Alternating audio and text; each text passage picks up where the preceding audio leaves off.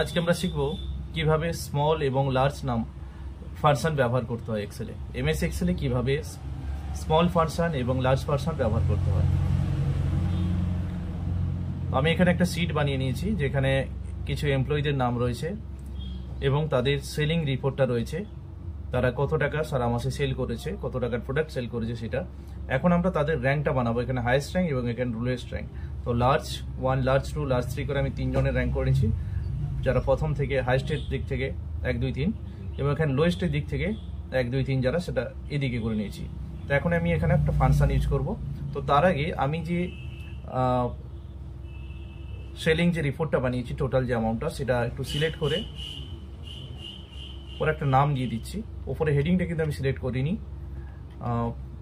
হেডিংটা বাদ দিয়ে আমি পুরো অংশটা সিলেক্ট করেছি। তারপর নেম বক্সে আমি অলরেডি এটা নাম দিয়ে রেখেছিলাম। তো নেম বক্সে ক্লিক করে এখানে যে নামটা দিতে চাও সেই নামটা দেবে, যেমনটা আমি রিপোর্ট লিখেছি। তো নামটা লেখার পর যেটাই লিখো, লেখার পরে কিবোর্ডে এন্টার বাটন প্রেস করতে হবে। যেরকম আমি রিপোর্ট অলরেডি দিয়ে রেখেছি, যে কারণে নেমটা এখন নতুন নাম নিচ্ছে না। তো আরেকবার ট্রাই করলাম, জি এন্টার। তো নামটা হয়ে গেল জি। ওকে। তো আমার মনে রাখতে হবে যে এই রেঞ্জটার কিন্তু আমরা নাম B2 থেকে B51 পর্যন্ত সেল রেঞ্জটির নাম হচ্ছে ট্রিপল জি। তো এখন আমি লার্জ 1 র্যাঙ্কের দিক থেকে হাইয়েস্ট র্যাঙ্ক যে অ্যামাউন্টটি সেটা আমরা দেখব। ফাংশন টাইপ করছি LARGE লার্জ, ব্র্যাকেট শুরু, অ্যারের জায়গায় আমি 3টে জি পরপর টাইপ করে নিলাম। দেখতে পাচ্ছ 3টে জি টাইপ করার সঙ্গে সঙ্গে পুরো রেঞ্জটা সিলেক্ট হয়ে গেছে ব্লু কালারে। এরপর কেটা হচ্ছে অ্যাকচুয়ালি একটি ভ্যারিয়েবল। তো ভ্যারিয়েবলটা কি, আমরা প্রথম র্যাঙ্কটা দেখতে চাই, ফার্স্ট র্যাঙ্ক দেখতে চাইছি, যে কারণে ওখানে কে এর মান দেবো 1, ব্র্যাকেট ক্লোজ, এন্টার। সবচেয়ে বেশি যেটা সেল হয়েছে যত টাকার সেটা হচ্ছে কি 5,80,000। নেক্সট আমরা লার্জ 2 দেখতে চাইছি, র্যাঙ্ক 2 যেটা টাইপ করেছি লার্জ, অ্যারেটা হচ্ছে আমার ট্রিপল জি। এখন কে এর মান দিচ্ছি, ভ্যারিয়েবলের মান দিচ্ছি 2। সেকেন্ড লার্জেস্ট যেটা সেলিং অ্যামাউন্ট সেটা হচ্ছে 4,70,000। থার্ড আমি হাইয়েস্ট নাম্বারটা দেখতে চাইছি, অ্যারেতে আমি 3টে জি টাইপ করে নিচ্ছি, 3 লিখছি, ব্র্যাকেট ক্লোজ, এন্টার। এভাবে আমরা third rank, fourth rank, fifth rank continue করতে পারি। তো আমি 3টে এখানে র্যাঙ্ক করে দেখালাম। সেম ভাবে শুধু ভ্যারিয়েবল কে এর মানটি চেঞ্জ করে 4, 5, 6 কন্টিনিউ করতে পারো। এরপরে চলে আসি লোয়েস্টের দিক দিয়ে র্যাঙ্কটি। তো একেবারে সর্বনিম্ন র্যাঙ্ক যেটা, সর্বনিম্ন সেলিং যেটা, সেটা দেখতে চাইছি। প্রথমে লিখে নিচ্ছি স্মল, ব্র্যাকেট শুরু করছি, অ্যারেটি আমার 3টে জি দিয়ে রয়েছে, কমা দিলাম 1, এন্টার। সেকেন্ড যেটা লোয়েস্ট র্যাঙ্ক, স্মল, অ্যারেতে আমি 3টে জি টাইপ করে নিচ্ছি, 2, সেকেন্ডেও 20 রয়েছে, 20,000। থার্ড দেখা যাক কি হয়,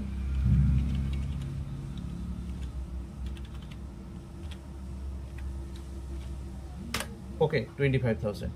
এখন যদি আমি দেখতে চাই যে এই 5,80,000 যে সেলিং যে অ্যামাউন্টটা দেখাচ্ছে এটা কোন ব্যক্তি বা কোন এমপ্লয়ি করেছে, তাহলে আমি এই দিকে যে টেবিলটা বানিয়েছি নেম অফ এমপ্লয়ি এবং টোটাল, এটাকে একটু ফিল্টার করে নিতে পারি।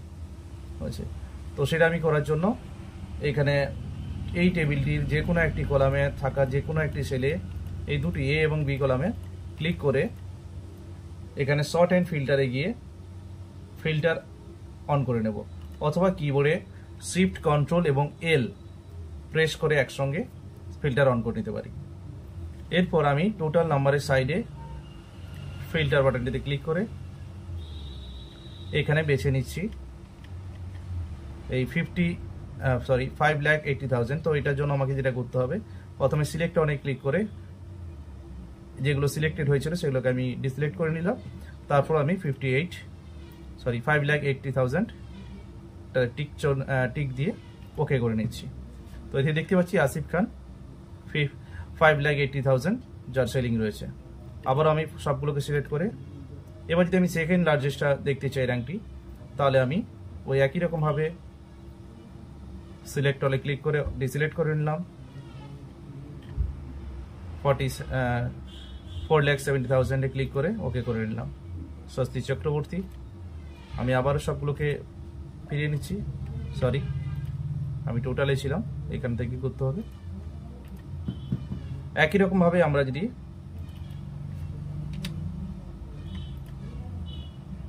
লোয়েস্ট র্যাঙ্কটি দেখতে যাই স্মলের দিক দিয়ে, সবচেয়ে কম যেটা সেলিং করেছে 20,000, তো তাহলে আমি সেই একই টোটালে চলে যাচ্ছি, সিলেক্ট হলে ক্লিক করে ডিসিলেক্ট করে নিচ্ছি, 20,000 ক্লিক করছি, ওকে। দুজন রয়েছে এখানে, দুজন দেখাচ্ছিল আমার, প্রিয়রঞ্জন ভাত্র, শুভজিৎ ওঝা, কারণ এখানে লোয়েস্টে স্মল 1 এবং স্মল 2 দুটোই দেখাচ্ছিল 20,000, তাই এখানে দুজনের নাম এসছে। একই রকমভাবে স্মল 3 মানে থার্ড র্যাঙ্ক যেটা রয়েছে লোয়েস্টের দিক দিয়ে, সেটা দিয়ে দিতে চাই 25,000 সিলেক্ট করলাম, ওকে। দেখতে পাচ্ছি দেবব্রত মাইতি।